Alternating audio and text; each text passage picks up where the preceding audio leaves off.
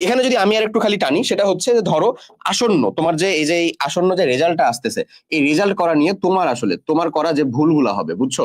এই তোমার করা ভুলগুলা হচ্ছে, দেখো, এই ভুলগুলা যে ভুলগুলা আসলে তোমাকে একেবারে পিছাই দিবে। কোথা থেকে পিছাই দিবে? তোমার যাবতীয় জায়গা থেকে, তুমি যে ফ্লোতে যাচ্ছিলা সেখান থেকে পিছাই দিবে। একটা হচ্ছে ভাইয়া সিচুয়েশনশিপ বলে না, তো ঠিক একই রকম ভাবে এই যে সিচুয়েশনে দোষ দেওয়া, সিচুয়েশনে দোষ দেওয়া, এই সিচুয়েশনে দোষ দেওয়া হোক, রিয়েলিটি মেনে না নেওয়া হোক, একই কথাই বুঝায়। জিনিসটা কেমন? জিনিসটা হচ্ছে, ধরো তুমি তোমার কাঙ্ক্ষিত যে রেজাল্টটা হওয়ার কথা ছিল, কাঙ্ক্ষিত যে ফলাফলটা হওয়ার কথা ছিল, সেটা করতে পারো না। ধরো তোমার ওই মামা খালু ফুপা চাচা চাচি যারা তোমাকে হচ্ছে যে খোঁচা দিয়ে কথা বলতেছে, তারা আবার বলা শুরু করছে, নিজের বাবা মা বলছে, ধরো হোয়াট এভার, নো ইস্যুজ। তোমাকে যেটা দেখাতে হবে সেটা হচ্ছে ওই ঘুরে ফিরে রেজাল্ট। সেটা কিভাবে দেখাতে হবে? কামব্যাক দিয়ে দেখাতে হবে, কামব্যাক দিয়ে দেখাতে হবে।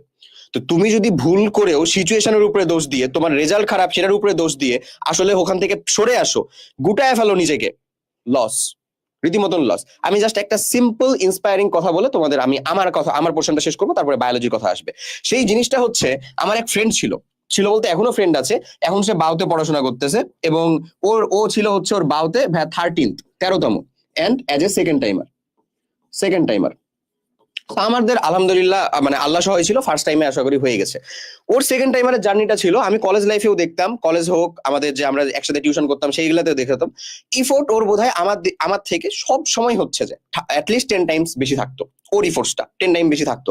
অ্যাডমিশন টাইমে তো আর আলাদা করে ধরো অত বেশি কথাবার্তা বা সুযোগ সুবিধা ওরকম ভাবে হয় নাই। অ্যাডমিশন টাইপে কি হলো না হলো আমি জানি না, প্রত্যেকটা জায়গাতে হচ্ছে যে ওয়েটিং, অথবা দেখা যাচ্ছে ফেল, এরকম রেজাল্ট।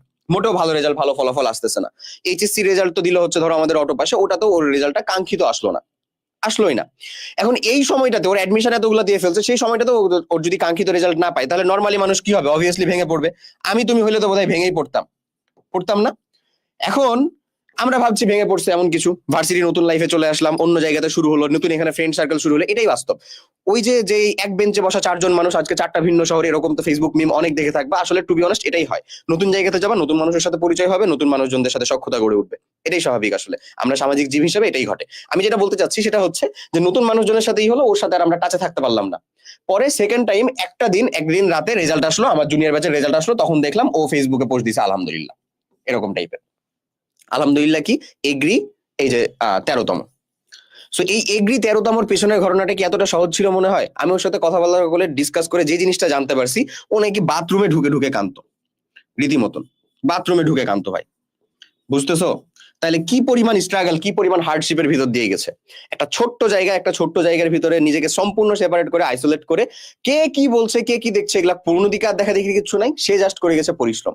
এবং এতটুকু নিশ্চিত, তুমি যদি তোমার নিয়ত সৎ রেখে পরিশ্রম করো, উপরওয়ালা আছেন, তিনি তোমার সাথে কখনোই জুলুম করবে না।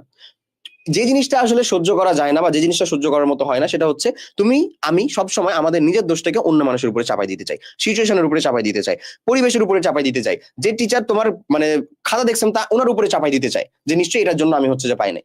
কি দরকার? যেটা আছে সেটাকে মেনে নাও, স্বীকার করো, স্বীকার করে হচ্ছে যে এখান থেকে সর্বোচ্চ তোমার যতটুকু করা সম্ভব তুমি ততটুকু করো। তুমি সর্বোচ্চতে না পৌঁছাতে পারলেও অবভিয়াসলি বেটারে পৌঁছাতে পারবা, যেটা তোমার জন্যই enough, to be honest enough. ওটা পৌঁছাতে পারলেও তুমি তোমার লাইফে